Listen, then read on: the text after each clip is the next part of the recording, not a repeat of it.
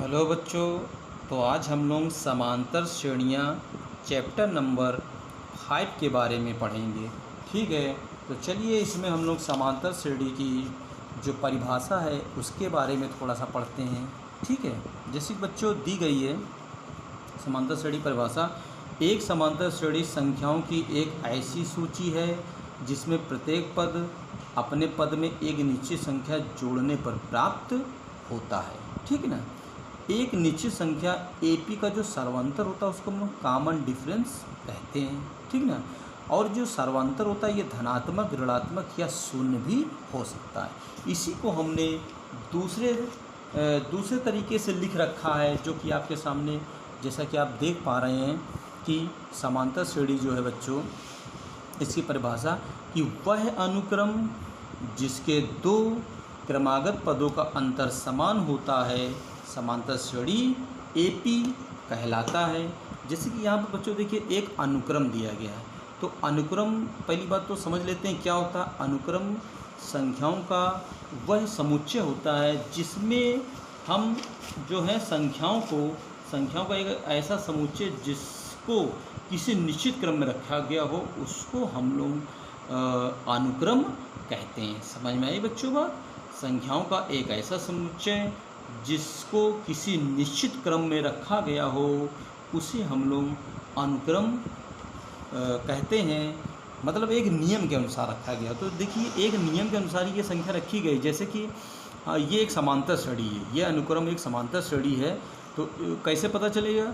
जैसे कि हम दूसरे वाले पद में से इसको घटाते हैं पहले वाले पद को, तो 5 में से 2 गया 3, इसको इससे घटाओ, तीसरे में से दूसरा 8 में 5 गया 3, अब चौथे में तीसरा घटाओ 11 में 8 गया 3। तो देखिए हम क्या देख रहे हैं कि बच्चों की वह अनुक्रम जिसके दो क्रमागत पदों का अंतर समान होता है। तो देखिए ये हमारे जो पद दिए गए हैं और इनके पदों का जो अंतर है ये सब क्या है, समान है। इसलिए हमारी समांतर श्रेणी है जिसमें हमारा इसका प्रथम पद A है जो कि 2 है और सर्वांतर D जो कि हमने 3 निकाला है। ठीक है ना।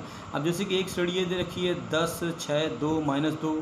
ठीक है, तो यहाँ पे देखिए प्रथम पद 10 है, ये समांतर श्रेणी है। कैसे है ये भी जानिए। यहाँ पे हम लोग सर्वांतर निकालेंगे, दूसरे में से पहला पद घटाएंगे तो 6 में से -10 घटाओ -4 आएगा। ठीक है, फिर आगे अगला सर्वांतर निकालिए, फिर हम 2 में से 6 घटाएंगे तो भी -4 आ रहा है। फिर हम अगला पद में से यानी कि चौथे वाले पद में से तीसरा वाला पद घटाएंगे तो देखिए -2 में से -2 घटाएंगे कितना आएगा -4। तो देखिए प्रत्येक बार सर्वांतर सेम आ रहा है, इसलिए ये श्रेणी हमारी समांतर श्रेणी है। और अगर सर्वांतर समान नहीं आ रहा है तो श्रेणी हमारी समांतर श्रेणी नहीं होगी। ठीक है ना। अब हम लोग समांतर श्रेणी का nवां पद पढ़ेंगे, ध्यान से सुनिए। ठीक है ना, इसकी परिभाषा बहुत ही समझना ज़रूरी है। ठीक है ना। तो बच्चों इसमें ज़रा देखिएगा सभी लोग। ठीक है, तो इसमें बच्चों दिया गया है कि समांतर श्रेणी का nवां पद, एक समांतर श्रेणी का nवां पद जिसका प्रथम पद A तथा सर्वांतर D है।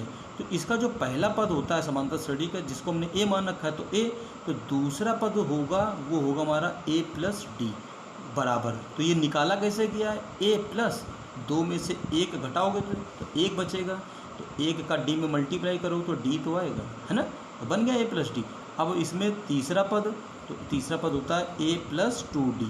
तो A प्लस तीसरा है तो 3 में से 1 घटाएंगे तो 2 बचेगा, तो 2D आ गया। ठीक है ना।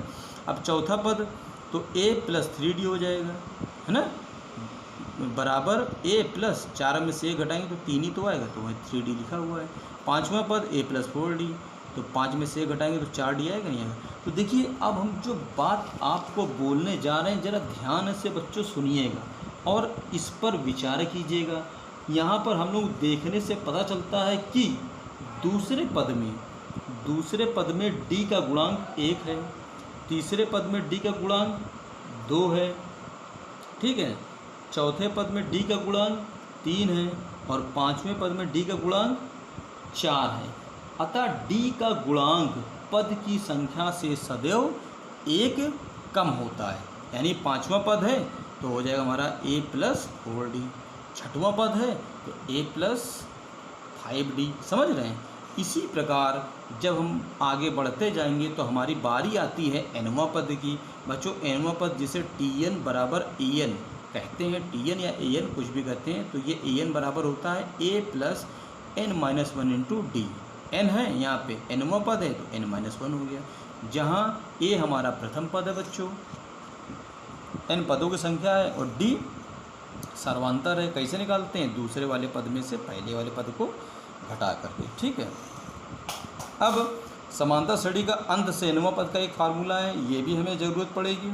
यदि समांतर श्रेणी का प्रथम पद a सर्वांतर d तथा अंतिम पद l है, तब इस श्रेणी का अंत से nवां पद बराबर l माइनस ब्रैकेट में n-1 इंटू डी। तो इस प्रकार से बच्चों हम लोगों ने कुछ बेसिक फार्मूले पढ़े और आगे हम और भी फार्मूले आपको आवश्यकता अनुसार ज़रूर बताते रहेंगे, ठीक है। अगले वीडियो में हम आपके लिए इसके क्वेश्चंस सॉल्व करेंगे और जल्दी हम लोग एक्सरसाइज को आगे बढ़ाएंगे। सभी लोग बच्चों हमारे वीडियो देखते जाइए। जिसको कोई प्रॉब्लम हो रही है वो आप हमें कमेंट में अपनी समस्या ज़रूर बताएं। तो मिलते हैं बच्चों अगले वीडियो में। हमारे वीडियो को बच्चों प्लीज़ लाइक कीजिए, सब्सक्राइब कीजिए। Thank you so much.